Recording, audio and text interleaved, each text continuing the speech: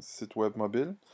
Alors, premièrement, à l'intérieur de Dreamweaver, ce qu'il faut faire, c'est faire un nouveau document et choisir comme il faut le HTML5 pour bénéficier de toutes les possibilités que peut nous offrir les workflows de jQuery mobile, entre autres, et des différentes plateformes portables.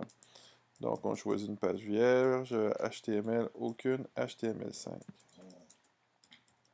Donc, comme on voit, on a un document qui contient le doctype HTML5.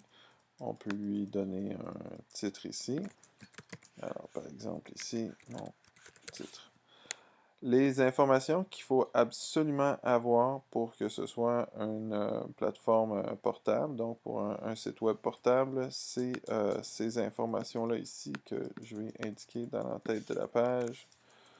Donc, je vous montre ici. Donc, à l'intérieur du head ici, c'est ces phrases-là qu'il faut aller mettre. Bon, donc, qu'est-ce que ça veut dire? La première ici, meta name viewport, content with device width, initial scale 1. Donc, cette phrase-là ici est importante pour que le site devienne entier à l'intérieur de la page du téléphone portable et non pas s'afficher comme un site normal à l'intérieur d'une page de téléphone portable. L'autre phrase qu'on voit ici, très importante, on s'en va chercher une feuille de style, donc Real Style Sheet. Où est-ce qu'on va la chercher? Dans code jQuery.com mobile 1.3. jQuery mobile 1.3.1.min.css. Donc en gros, ce que ça veut dire, c'est que je m'en viens loader les CSS reliés au workflow de jQuery mobile. C'est quoi jQuery mobile? C'est juste une librairie JavaScript. Puis cette librairie JavaScript-là utilise des éléments comme des images, des boutons de fermeture, positionnés de telle manière. Et toutes ces images-là sont stockées dans la feuille de style qui se trouve à être à cette adresse ici. Une autre adresse ici, script src. Donc, je m'en vais chercher un script qui est hébergé à cette adresse-là. Ce script-là, c'est jQuery.com. Donc, je vais avoir le script jQuery de loader dans ma page.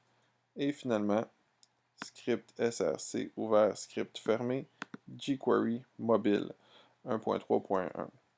Donc, ça, c'est la dernière version de jQuery mobile. Une autre manière de fonctionner, c'est également d'aller tout simplement sur jQuerymobile.com ici.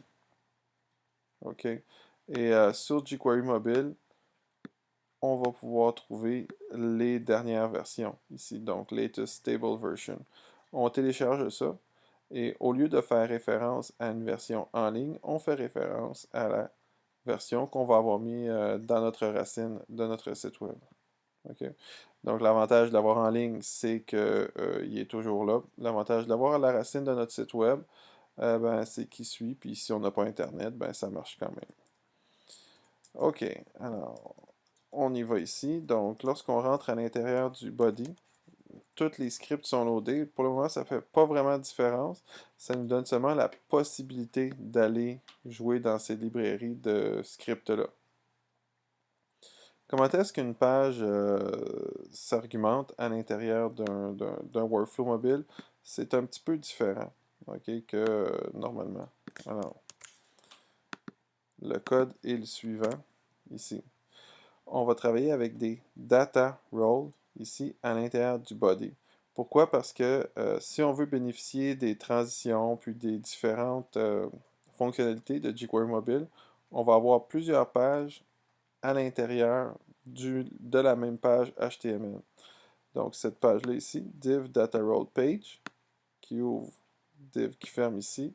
On voit qu'on a un et deux, un content puis un footer. Donc, ça nous fait une page au complet à l'intérieur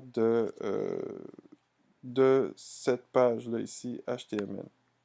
Alors, si par exemple ici, je vais mettre un titre, je vais utiliser un H1 ici, que je vais ouvrir, H1 que je vais fermer, et je vais écrire mon titre. Mon contenu, bien par exemple, je vais écrire mon contenu ici. Et puis, en pied de page, je pourrais le mettre en H4 traditionnellement pour le pied de page, ici, conventionnellement. Donc, pied de page. Pied de page. Alors, là, ce que je vois pas tant de différence que ça lorsque je suis dans Dreamweaver. Mais dès que j'enregistre ça ici,